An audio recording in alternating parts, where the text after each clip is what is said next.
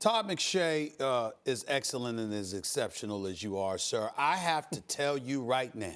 Okay. What you just said to me should put the entire NFL community on pause. So we have a Heisman Trophy winner who gave one of the greatest speeches that we've ever seen. You know, when he won the Heisman, it just touched your heart in very, very special ways. We see the great year he's had. LSU is in line to capture a national championship. And with everything that Joe Burrow has done, Molly asked you that wonderful question in terms of who you think about when you think about him. And the name you came up with was Andy Dalton? Why should this guy go number one overall if that is the name that comes to your mind? Help me understand that, please. I love you, Stephen A. I love you. I said there are some scouts who think that. I think more Carson Wentz.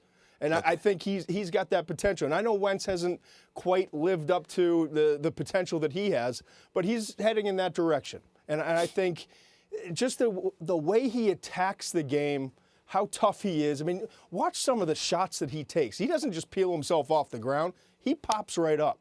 I mean, his dad was a coach. His dad has been – they're basically lifers. I told you, a couple linebackers, they went to Nebraska. He wasn't allowed to go to Nebraska. They didn't want him. He goes to Ohio State. He's sitting behind a bunch of great quarterbacks and finally says, you know what, I just want to go play.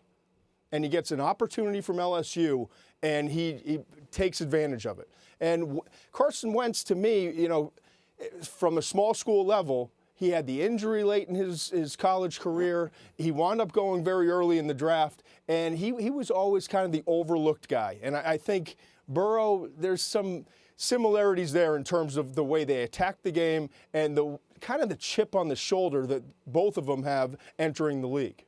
I'd be a little nervous because, on the one hand, the learning curve is steep, obviously, if he makes that kind of improvement. On the other hand, you're afraid he might turn back into a pumpkin if you don't have the long track record of excellence. Although with Tua's injury, who knows where he'll be drafted. I want to talk about Chase Young. I'm a Giants fan. If they wisely don't win the last game of the season, they can wind up with Chase Young. How does he compare to the Bosa brothers? He's better.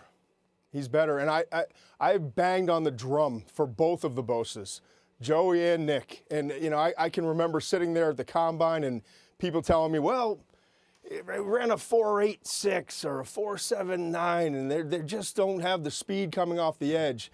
And get out of here with that stuff. I mean, if you can rush the quarterback, you can rush the quarterback. Now you got a guy in Chase Young who actually is going to probably run in the 4.6s and still has the hands and the leverage and the ability to get around the edge and to work outside to in and all the other things that you need to do. He can win with speed, quickness, power, hands, everything that you need. And good luck trying to one-on-one him. I mean, teams have tried this year, and it just hasn't worked. I think it's a joke when opponents try to use a tight end against them. I mean, it's an absolute nightmare.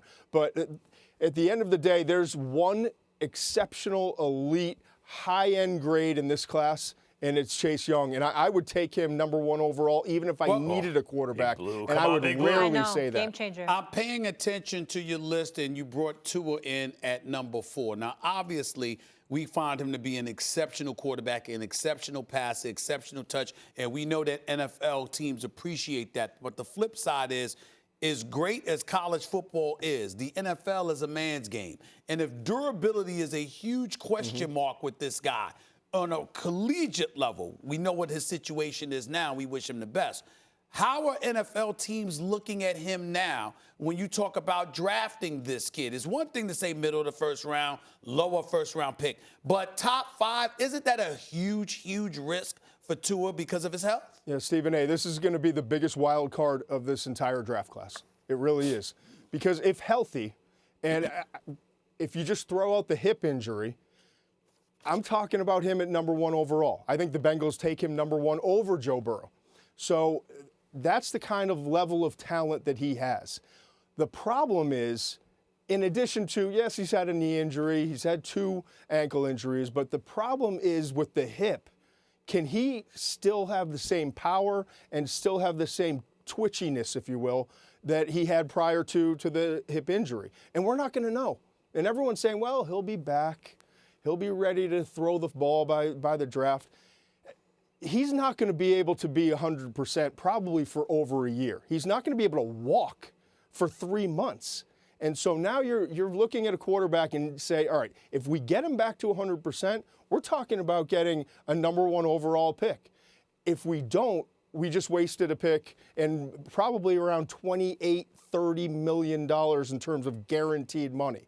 So this is a huge issue for any team looking for a quarterback. I'm shocked and that it all comes down to the medical staff. Yeah, Todd, I'm shocked he's that high. Yeah, on I know boards. this is so tricky, obviously, when we're talking about Tua due to the injury, but we're talking about 3 quarterbacks potentially going in the top 10 here with Herbert and Burrow as well. I know it's early, but if you were a betting man, who do you think is going to be the best pro of these 3? I would go with Burrow if I had to bet because I think he's the most NFL ready. I would go Tua second because if we can get him back close to 100%, and then he's going to be right there with Burrow. Herbert is kind of the question mark because he's kind of like a Josh Allen. You know, we've seen with the Bills, Josh Allen has been the big guy, very mobile, strong arm, but inconsistent throwing the football. And that's what Herbert is. And he's a different cat, too. He's introverted. He's not your typical type A leader, but his teammates love him, and he's a grinder, and he's really intelligent too. So he's a very different, unique quarterback to evaluate. I would go Herbert 3 though of those 3 quarterbacks, and then after that we don't know. Jake Fromm from Georgia, is he going to come out early? Jacob Eason from Washington, who transferred from Georgia to Washington, who might have the most physical talent of all these guys. Is he going to come out early, or is he going to go back to school? So there's a lot of question marks. Just a few months away. We got time to sort it out. Thanks for watching ESPN on YouTube. For more sports highlights and analysis, be sure to download the ESPN app. And for live streaming sports and premium content, subscribe to ESPN+.